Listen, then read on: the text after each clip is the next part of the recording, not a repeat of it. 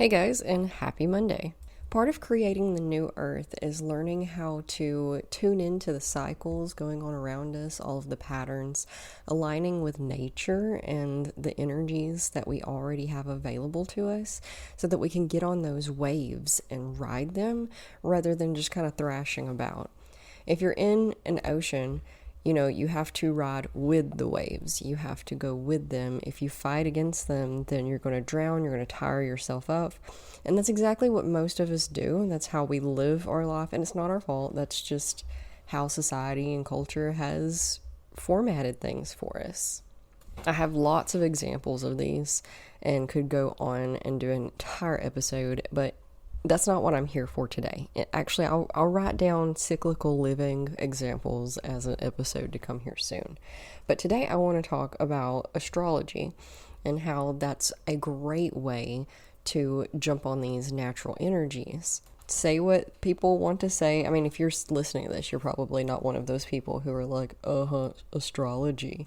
But regardless to whether you believe that the stars and the planets have anything to do with our life here on Earth, astrology is a great introspective tool and allows us to formulate some sort of natural ebb and flow, add a little bit of structure to how we're living our life, direct us on where to be looking at and when, helps us understand ourselves, the world, find some acceptance. It's just really empowering. Okay, the patterns of astrology is really empowering, and that's all that we care about, really, isn't it? Is making things easier and more empowering for ourselves. A lot of people want to get on these bandwagons of living better, cyclical living, understanding yourself, doing the shadow work, yada yada, all of the things, but they don't know where to start, right? I always talk about the chakras being a really powerful system to work with and starting point. And astrology is the same way. So that all being said, the goal from here on out is to drop some real-time astrology stuff happenings going on for you. And today we're going to start with, yesterday was the new moon.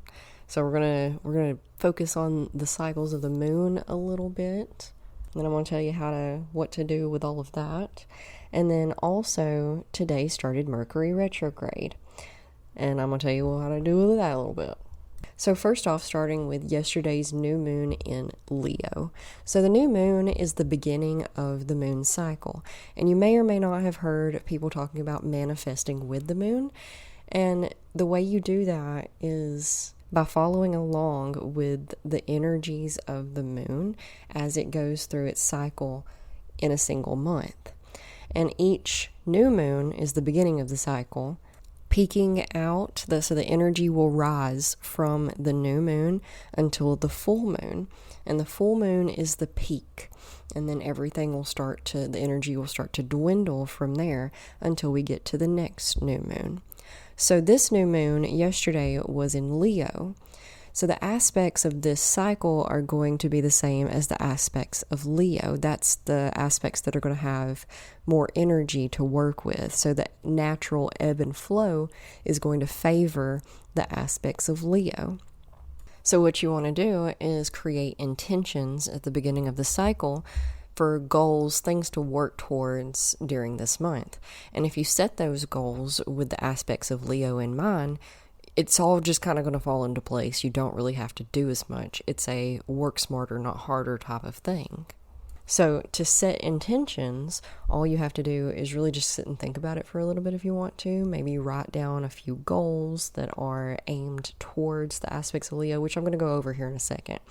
You can make it as big as you want or as simple as you want. You can go all out and make a huge vision board. I used to go onto Canva and make a vision board on Canva because that way you can make it all pretty and put your things on there, and it's just really cool and fun to do, a little creative project.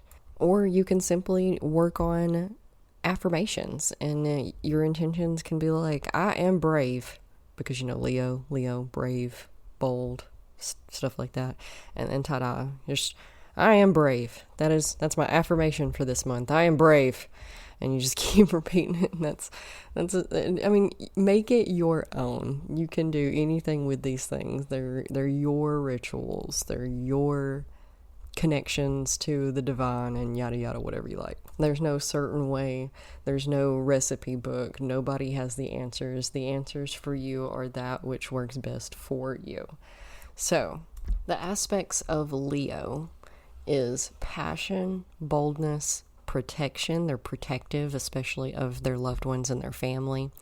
They're loyal, fearless, leadership, directed, generous, confident, and ambitious. They're the lion, so think about the archetypes of a lion, what you would think of when you thought about a lion, and how a lion's personality traits would be stereotypically, because of course I'm sure lions all have their different personality traits just like we do, and we can't box them up any more than we can box you and I. Okay, anyway, circling back, so create some intentions or whatever you want to do. Just think about those directions for this next month. Leo, the planet that Leo is ruled by is the sun. Of course it is, right? And it's also, element is fire. Its house is the 5th house of pleasure. And the chakra associated with it is the solar plexus. What does all of that extra information there at the end mean? Absolutely nothing if you're a beginner, okay? Absolutely nothing. Don't worry about it. Just focus on the first set of aspects of Leo and call it a day. The house, the chakra, the planet, all of that is the element. It is more for if you want to get really in depth and add more to it. It gives you more to think about when planning your intentions. If you're called to it, do it. If you're not, don't. Again, you are the magic and you make up your own rules. If it sounds fun to you to incorporate some things with connecting with the sun, then do that. If it feels fun to you to connect with the fire element, then do that. If you want to take the 5th house of pleasure and incorporate that into your ritual somehow, do that. Solar plexus chakra clearing, go for it. I've got full episodes on a lot of these things individually. There's one specifically about understanding the elements in astrology. I for sure have lots of information on the solar plexus and just the chakras individually. I don't have anything about the astrological houses or the planets individually. Maybe that's something that maybe that's a series I can do later at another time. What'd you think? Let me know if you want me to do that. I do have an episode on Mercury Retrograde specifically, which is what I'm going to talk about now. Mercury Retrograde started today. And was it today? Nope, it was yesterday. Thought it was today. But it landed on the new moon also. August 4th to August 27th. So it's about 3 weeks we're going to have to deal with this. And a little bit longer actually, because it starts to take effect about a week beforehand, a week and a half beforehand, and lasts for about a week and a half after it technically ends. So roughly a month altogether. So yeah, Mercury is in the microwave, in the Gatorade, haha, whatever, 4 times a year. So if it feels like a lot, it's because it kind of is. It's once a quarter, more or less. Which, yeah, is kind of obnoxious, but here we are. Mercury controls communication, technology, transportation. It's the planet of the mind and intellect. And, so expect all of that to be a little wanky for a bit. So during this time, we really just want to slow everything down. Take everything slow, take everything step by step, patience, calm, double checking everything we say and do and think before we act on it, because mistakes are going to happen even if we're super careful. Transportation and tech are what really people highlight in regards to Mercury retrograde.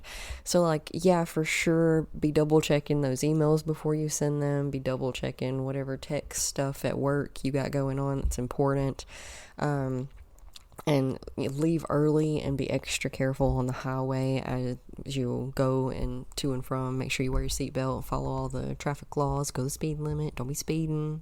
But what gets overlooked a lot, and of course it does because we don't like to look at ourselves, is that Mercury is Mercury retrograde is a time of introspection, so looking at yourself. It's made all communication wanky, so that maybe we should just stop communicating for a little bit. I mean, definitely don't stop communicating. Communication is so important and like the most important thing on the planet with relationships and peace and stuff. But also maybe we should take a step back and speak less.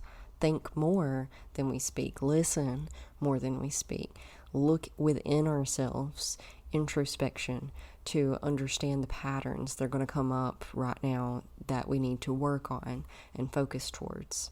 It's a great time to do that inner work, that shadow work, that mindset work to get us to where we want to be in life, to help us manifest whatever we want. If the normal rate of things is to go and do and be and hustle, then Mercury retrograde tells us to double check our work now. So we've done the work, we've done the doing, we've done the hustle, the yang energy, and now we need to slow everything down and double check everything that we've done so far to make sure that we're still on the right path, the path that we want, the path following our values and priorities. So we want to have more patience with ourselves right now. We want to have more patience with others, with traffic, lots of patience all over the place. Mercury retrograde is there to really help us focus on our patience and how we react to things, how we think about things, noticing your thoughts and your emotions when they arise and navigating those. It's an opportunity to act on them how we want to act on them rather than be by default. All right, so that's what I have with this for today. These little astrological update type things will be few and far between. I'm not going to do it every day. I'm not going to do it very often. I'm going to do it like once or twice a month, and that's about it, because I need them to be sustainable for me so that I can keep doing them and keep bringing them to you. This one was a little bit longer than what I plan future ones to be, simply because, for one, it was the first one, so I have to give you the layout of what we're doing moving forward here. And also, it was not only just a new moon, but also Mercury retrograde as well, so I had to cover both. But let me know if you have any questions in the Facebook group or via email. You can message me straight from the website. Let me know what you think, and I'll talk to you later. Good luck. I love you. Namaste.